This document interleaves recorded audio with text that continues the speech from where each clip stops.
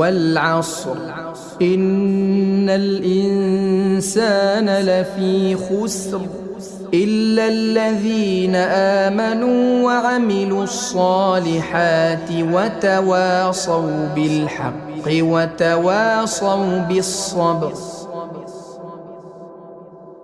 بسم الله الرحمن الرحيم. والعصر إن الإنسان لفي خسر إلا الذين آمنوا وعملوا الصالحات